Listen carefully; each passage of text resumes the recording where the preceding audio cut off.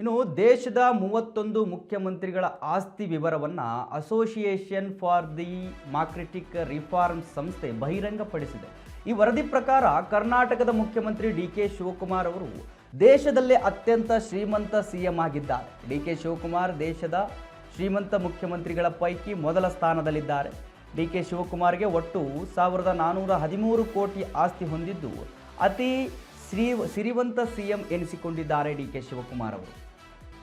ವೀಕ್ಷಕರೇ ನೋಡಿ, ಒಂದು ಸಂಸ್ಥೆ ರಾಜ್ಯದ ದೇಶದ 31 ಮುಖ್ಯಮಂತ್ರಿಗಳ ಆಸ್ತಿ ವಿವರವನ್ನು ಕಲೆಯನ್ನು ಹಾಕಿರ್ತಕ್ಕಂಥದ್ದು, ಅಂದರೆ ಬಹಿರಂಗಪಡಿಸಿದೆ.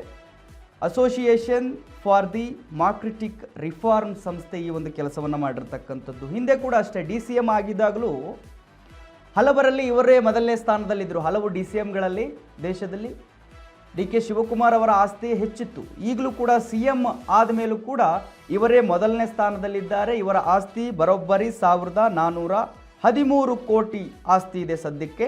ಅವರು ಡಿ.ಕೆ. ಶಿವಕುಮಾರ್ ಅವರು ಬಹಿರಂಗಪಡಿಸಿರ್ತಕ್ಕಂಥದ್ದು, ಅಂದರೆ ಅವರು ಈಗ ಅಫಿಡವಿಟಲ್ಲಿ ಹೇಳಿಕೊಂಡಿರ್ತಕ್ಕಂಥದ್ದು, ಮತ್ತು ಈ ಸಂಸ್ಥೆ ಕೂಡ ಇವಾಗ ಬಹಿರಂಗಪಡಿಸಿದೆ.